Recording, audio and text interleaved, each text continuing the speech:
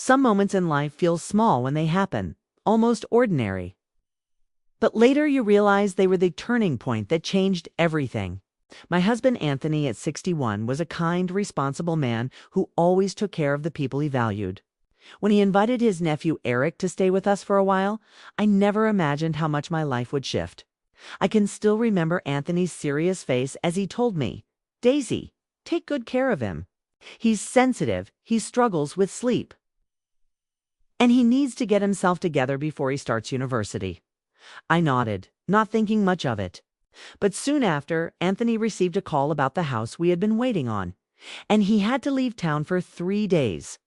I was left alone with Eric, not realizing that those 3 days would unravel everything I thought I knew about myself, about loyalty, and about what it meant to be seen. Eric was 20, no longer a boy. He had grown tall, broad-shouldered, and carried himself with a maturity that surprised me. To Anthony, he was still just his little nephew. But to me, something about Eric had always sparked a quiet warmth I tried to ignore. With Anthony gone, the thought of spending days alone with Eric both unsettled and strangely intrigued me. When Anthony got into the car, he reassured me with a smile. "3 days will fly by," he said. Little did I know that 3 days would feel like an eternity of temptation and choices. The morning after Anthony left, sunlight filtered into the kitchen as I prepared breakfast. The house felt too quiet. Then I heard footsteps and looked up to see Eric standing at the doorway, his hair messy from sleep, a casual shirt hanging loosely on him. "Good morning, Daisy," he said, his tone soft but carrying a kind of depth that made me pause. He smiled faintly as he stepped closer. "Smells amazing in here. What are you making?" Before I could respond, he reached out lightly and touched my arm, just enough to send a ripple of awareness through me. Startled, I smiled nervously and said, "Just a classic breakfast." "Sit down, I'll get you a plate." We sat together at the table, the air between us charged in ways I couldn't explain. Eric spoke casually, but his words carried an undertone that felt heavier than before. "You know," he said suddenly, "you're really attractive for your age." I froze, unsure if I had heard him right. He smiled at my reaction. "I mean it. You're striking, Daisy. If I were my uncle, I wouldn't leave you alone for even a second." My cheeks burned as I forced a laugh, trying to dismiss his bold words. "Eric, don't say things like that," I murmured. But deep inside, something stirred.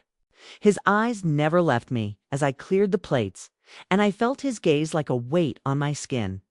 Later that day, Eric suggested we celebrate the new house. "It's a big deal," he said with an easy grin. "You should dress up.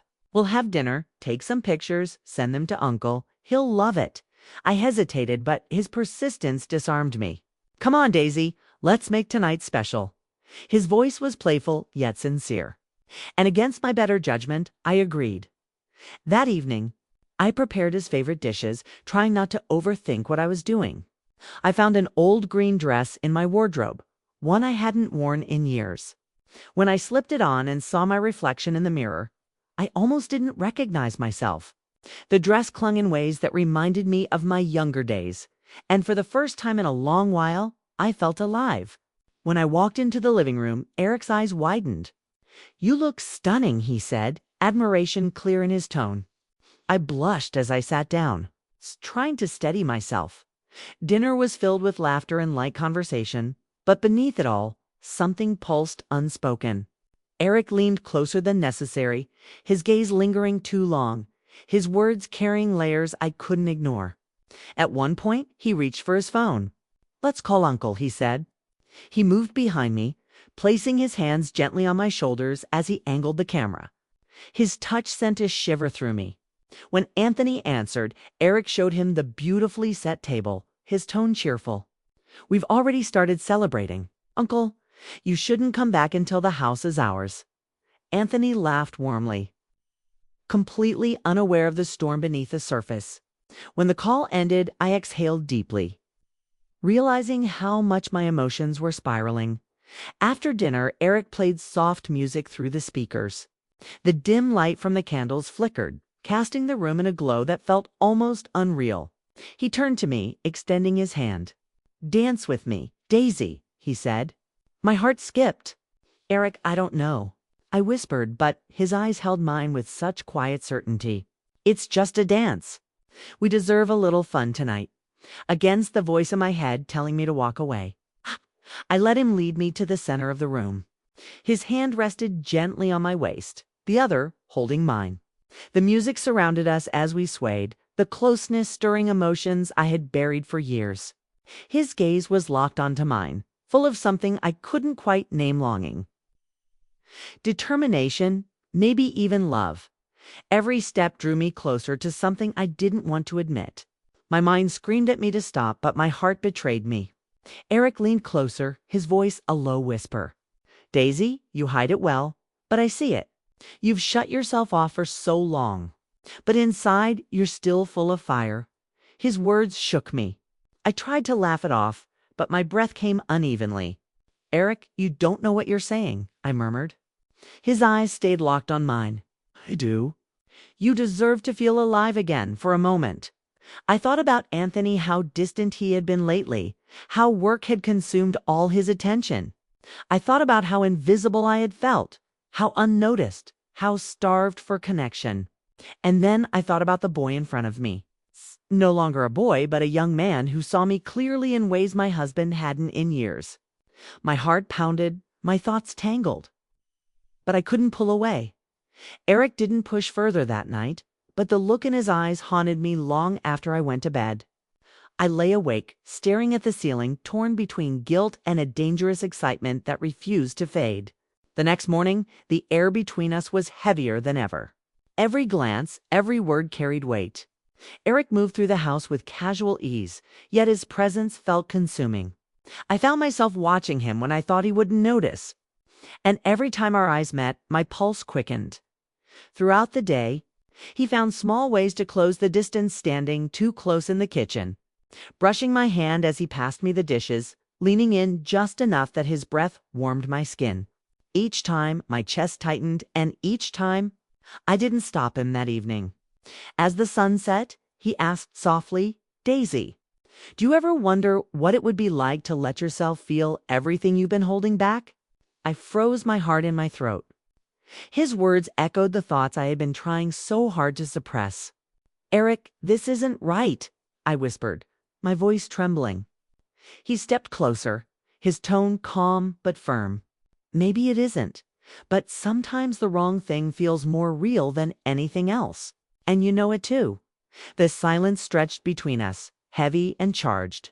I should have told him to stop. I should have walked away. But instead, I found myself standing still, caught in the pull of something I couldn't deny. For the first time in years, I felt wanted, desired, seen, and that feeling terrified me as much as it thrilled me that night.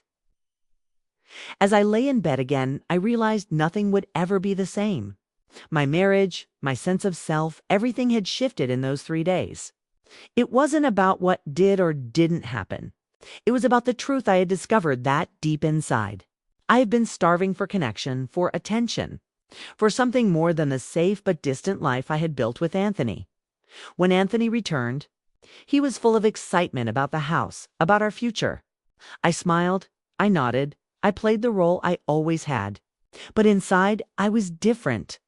Eric had left something behind, not just memories of stolen moments and near confessions, but a mirror held up to my soul. He had forced me to confront how lonely I had become, how much I longed to feel alive again, even now. When I walk through the halls of our new house, when I sit across the table from Anthony, I sometimes catch myself thinking of those days. Not because of what might have happened, but because of what I discovered about myself. The truth is, infidelity doesn't always begin with an act. Sometimes it begins with a glance, a word, a longing that grows too strong to ignore. And once it's awakened, it changes everything. That's how my story began. It isn't over. Not really. Because once you've tasted what it feels like to be seen again, you can never go back to pretending you're invisible.